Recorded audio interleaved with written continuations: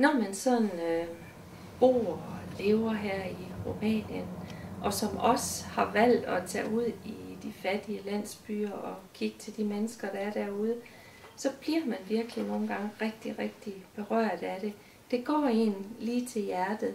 Og selvom at vi nu har været det rigtig mange gange, så må jeg sige, at jeg er stadigvæk rigtig meget berørt, hver gang jeg har været inde i sådan et fattigt hus, og set de store familier, de store børneflokke, dårligt klædt på, snavsede børn, og hvordan de sådan i det hele taget bor.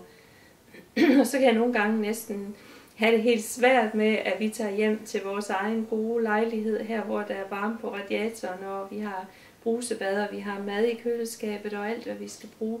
Nogle gange så er det sådan lige før man tænker, nej, vi kan snart heller ikke være det bekendt. Men selvfølgelig så ved vi godt, at hvis vi skal have overskud til at gøre noget for andre, så er vi nødt til selv at have en base, så er vi nødt til, at al vores kræfter og energi ikke bare bliver brugt på selv at overleve. Det er jo det, der gør, at man kan have overskud til at hjælpe andre. Og det er virkelig stadigvæk sådan i Rumænien, at der er rigtig, rigtig mange fattige mennesker. Og man kalder Rumænien for kontrasternes land.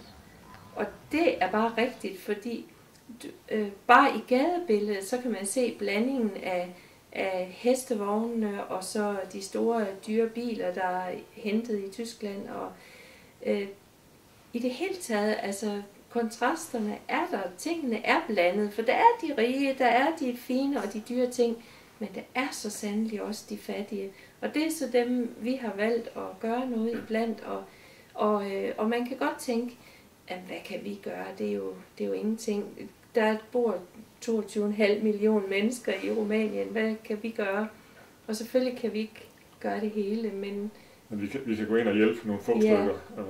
Og det er også det, vi føler, at jamen, vi kan ikke redde hele Rumænien, men altså, vi kan gå ind og hjælpe nogle få stykker, som vi kommer i berøring med. Og lige det med tomt køleskab og så videre, der var der en lidt sjov bemærkning fra en af børnene for godt et års tid siden. Der hjalp vi en præstefamilie med at få fyldt noget grus i gården, så at de kunne slippe for noget af regnvandet, og det regnede. Og i den forbindelse, der købte vi så mad ind, så vi kunne servere mad for dem, der hjalp med at køre grus på gården. Og der var køleskabet fyldt op i den forbindelse, inden vi serverede for dem. Så her et lille års tid efter, en dag vi er ude og besøge familien, så er et af de små børn, der siger, at ja, vores køleskab det har aldrig været fyldt op siden, hvor en af Kjeld var fyldt det op. Altså, de har selvfølgelig en lille bitte smule en gang imellem, men altså ikke sådan, at det ligesom var fyldt. Det, at de har set køleskabet sådan helt proppet, som det var den dag, fordi der jo var mange, der skulle have mad. Det de aldrig oplevet. Nej. Så, ja. Men altså, så går vi så ind, når vi så møder forskellige familier, som har forskellige behov, så prøver vi så på at fortælle om det, især på vores hjemmeside eller gennem vores nyhedsbrev. Og så oplever vi det glædeligt, at der er mennesker i Danmark, som så får nød for, jamen, vi vil egentlig også gerne hjælpe den familie der står mangler en hest og en vogn, og vi vil egentlig gerne hjælpe den familie, som har et andet behov. Så for eksempel det med hest og vogn, der er der 2 familier, vi har kunnet hjælpe med, at de har fået en hest og en vogn. For det gør nemlig, at så kan de køre i skoven og hente træ, og som de så altså køber træ i skoven og køber ud og sælger til familier i landsbyen. Og på den måde får en indtægt, så de kan overleve på det. For ellers, altså mange af de, og det er især sigøjnerfamilier, vi arbejder iblandt, de kan næsten ikke få arbejde. Det sker en gang imellem, de får lidt daglig arbejde, men altså sigøjnerne, de står bagerst i køen, når der skal uddeles arbejde. Så i stor udstrækning, så lever de af deres børnepenge, og det er noget med 75 kroner om måneden per barn. Og ja, det beløb er vist for lige sat ned, fordi regeringen er nødt til at spare, fordi der er ikke penge i kassen, så her fra omkring 1. juli, der skar man 25% af alle offentlige lønninger, og hvis nok også lignende 15-20% af børnepengene for at få det til at hænge sammen. Og samtidig med, så hæver man lige momsen 4%. Og når vi snakker lønninger der ved de offentlige lønninger, jamen det er jo omkring 1.500 til 2.000 kroner om måneden, at vi snakker om, de har fået, og så skærer man de 25% af dem. Altså vi forstår ikke rigtig, hvordan de klarer igen. Nej.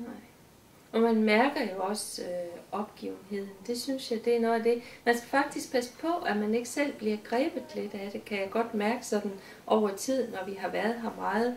Fordi rumænerne, de bruger rigtig meget at sige en sætning, hvor de siger, ce să facem?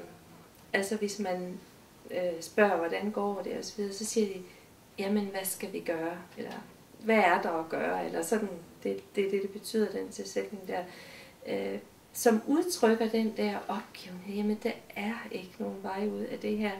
Vi ved ikke, hvad vi skal gøre andet end bare lige kæmpe videre for, om vi lige kan få det, vi skal bruge i dag, og håbe på, at vi også redder os et brød i morgen. Altså, sådan er det. Altså. Og der er der jo så mange, som man også i de andre vesteuropæiske lande oplever, at mange rumænere tager ud for at arbejde. Yeah. Og der havde vi så lige præsten fra en af menighederne her. Han har lige været, jeg tror det var 1,5 måned i Spanien, i håb om at tjene lidt penge til familien, så de kunne klare vinteren igennem. Men han kunne ikke finde noget arbejde derovre, så han fandt kun lige, så han kunne få til billetten hjem igen.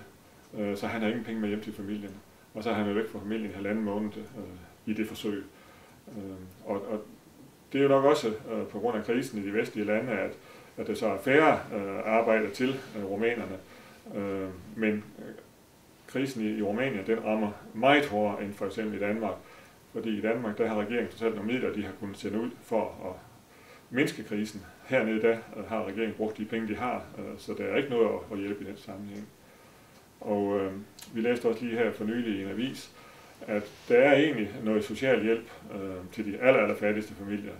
Men der var en kommune, de har først lige her for nylig udbetalt hjælpen for januar, februar, marts måned i år, for de havde ikke haft penge før. Og hvis her i løbet af en måneds tid, så ville man så udbetale for de næste 3 måneder. Men resten af året, der var der ikke penge til i kommunekassen. Det var bare tomt. Så altså, det er nok kun halvdelen af året, at de får det, som de egentlig var berettiget til. Men der er ikke flere penge i kassen, så det er ikke nok.